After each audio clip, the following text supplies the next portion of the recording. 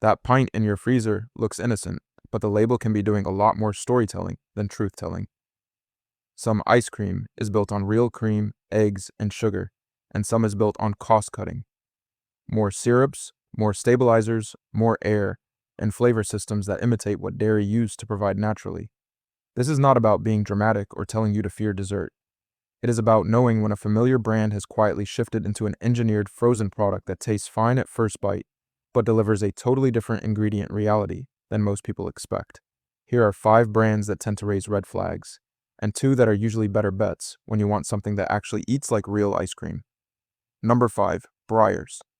Breyers used to trade heavily on the idea of simple, classic ingredients, and that reputation still follows the brand even when certain products no longer fit the old mental picture. The big tell is the category language on the packaging and the ingredient strategy behind the texture. When a product leans on corn syrup, whey, maltodextrin, and a long list of gums and emulsifiers, it is often compensating for less cream and less butterfat than people assume. Those stabilizers are not there for decoration. They are there to hold water, prevent ice crystals, and create a creamy mouthfeel that cream would normally provide on its own. That is why some tubs melt oddly, not into a rich dairy puddle, but into something foamy or gel-like. And when the label says natural flavor, that does not guarantee vanilla beans were the source. Natural can mean a lot of things, and the consumer rarely gets clarity. If you buy Breyers expecting old school ice cream, the safest move is to read the category wording and compare the ingredient list to the simple standard you think you are paying for. Number 4, Edys and Dryers. These brands lean hard on the idea of grand quality and clever process, especially with lines like slow churned or double churned, which sound artisanal if you do not know what they are really optimizing for. The practical issue is that ice cream is often sold by volume, not by how much actual dairy you get for your money. If a product is engineered to hold more air, it can feel lighter, scoop easier, and fill a bigger container while using less cream. Some air is normal in ice cream, but when innovation becomes a way to inflate overrun, you can end up paying premium-ish money for a product that is literally less dense dessert. Pair that with the familiar modern toolkit, corn syrup, whey, emulsifiers, cellulose gums, carrageenan, carob bean gum, natural flavor, and you get a formula that is designed to be stable, cheap to produce, and identical from batch to batch. If it melts fast into foam and tastes thin or overly sweet without depth, that is often the air plus stabilizer strategy showing itself. Number 3, Turkey Hill. Turkey Hill.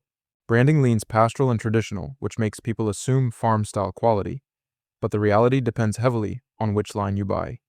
Many shoppers grab the most common original style, thinking original means classic and simple, when it often means the most cost-optimized formula in the lineup.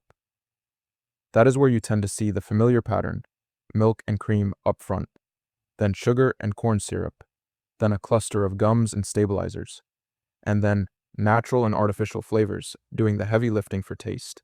Turkey Hill does sell cleaner lines in some stores, but the problem is that the packaging hierarchy can steer people to the cheaper, more processed option while still borrowing the warm heritage vibe. Texture is usually the giveaway, a dense, gummy scoop that cuts with sharp edges, then melts into a thick, gluey liquid instead of a smooth, creamy melt.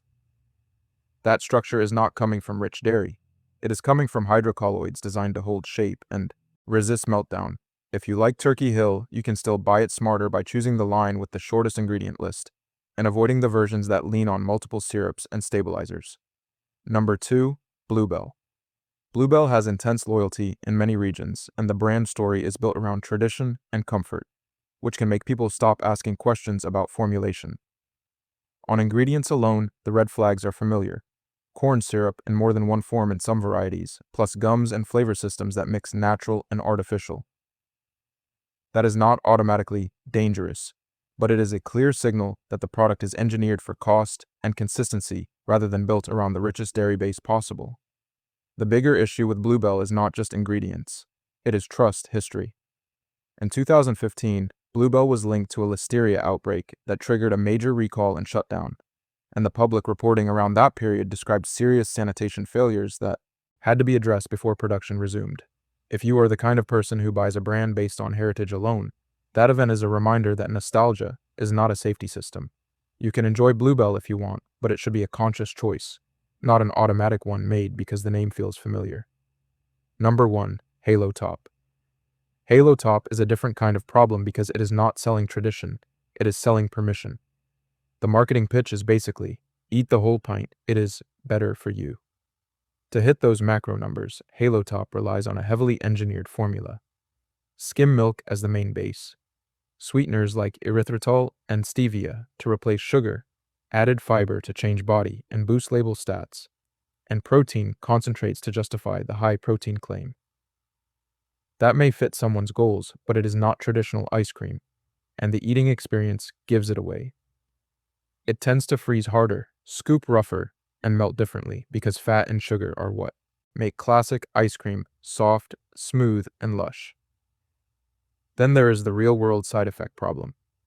Sugar alcohols and added fibers can cause digestive distress for a lot of people, especially if you follow the marketing and eat a large amount at once.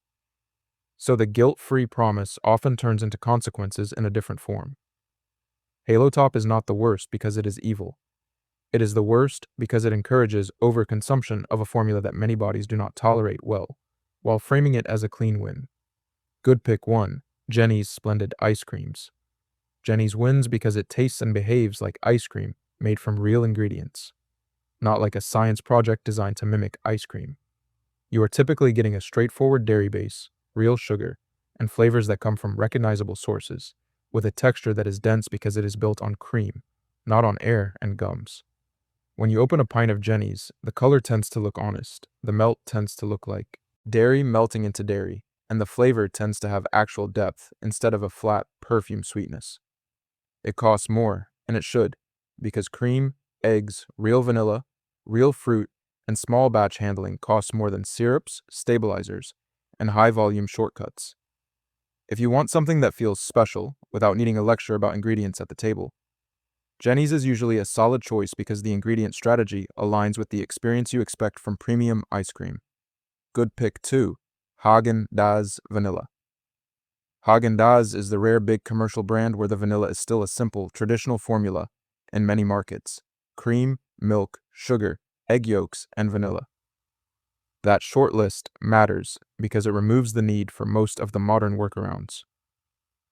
Eggs and butterfat create the body, sugar creates smoothness and proper freezing behavior, and the flavor comes from actual vanilla extract rather than a complicated natural flavor system.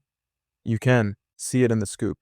It is denser, it resists the spoon a little, and it melts into a thick, rich cream instead of collapsing into foam or turning gluey. It is also priced in a reasonable middle ground, typically more than the bargain tubs, but less than boutique pints, which makes it an easy upgrade without feeling like a splurge. If you want the safest mainstream vanilla to serve any time without overthinking it, Haagen-Dazs is usually the simplest yes. Bottom line, you do not have to quit ice cream or turn dessert into a research project. You just need one good rule. If the label is selling tradition, but the ingredient list is selling syrups, gums, and flavor systems, you are buying a different product than you think. When you want real ice cream, look for a short ingredient list built on cream, sugar, and eggs, and be skeptical of marketing words like slow-churned, light, or guilt-free when they are really describing workarounds. If this made you rethink what is in your freezer, check the category wording on the carton, read the first 10 ingredients, and decide whether you are paying for dairy or for engineering.